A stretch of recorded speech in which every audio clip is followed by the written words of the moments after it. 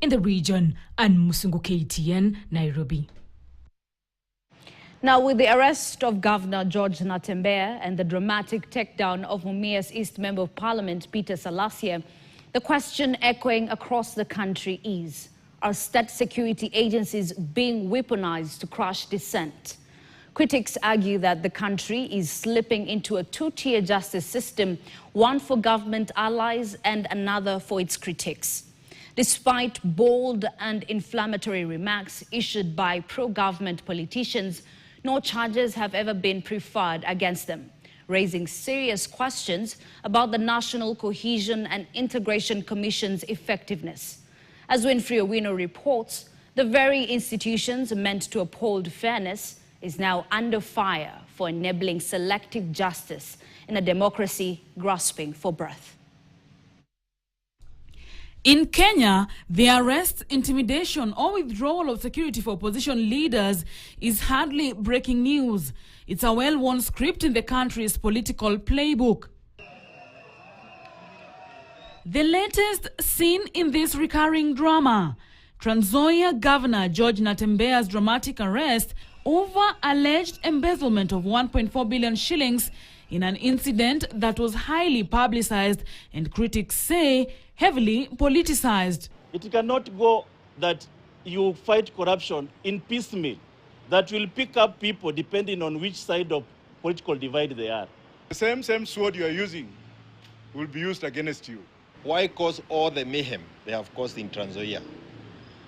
What kind of a regime are we talking about that cannot tell where the person they want to arrest is? They have started doing what Kinoti used to do, prosecuting people through the press, through the media, even before proper charges have been brought.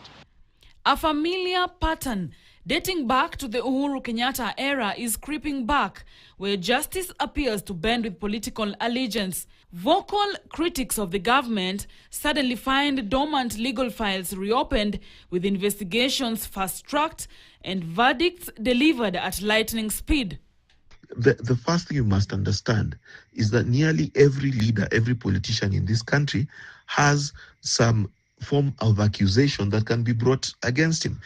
To find an innocent politician in this country is difficult. So there is always something hanging in the closets of every politician. Take the case of former Kiambu Governor Ferdinand Waititu.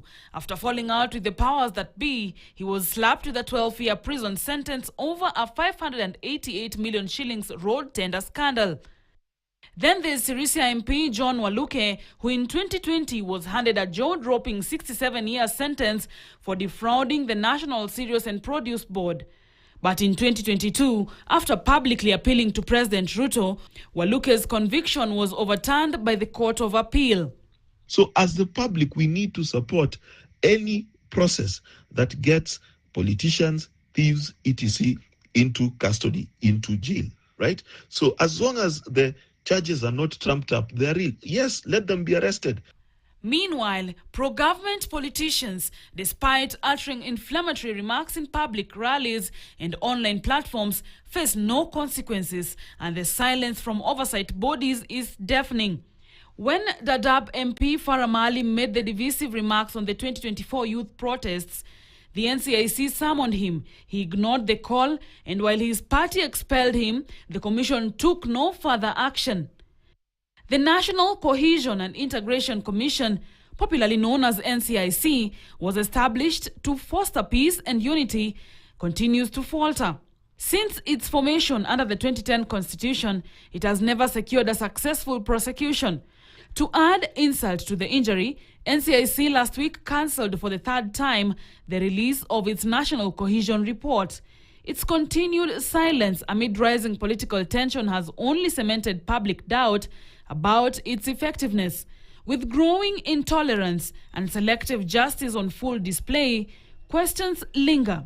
Is the law still blind, or has it become a tool wielded by those in power?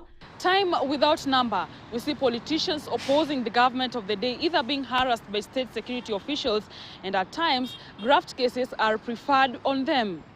But as time goes by and they shift allegiance to support the government of the day, the cases are either withdrawn for lack of enough evidence, and sometimes they are left to drag in court for years.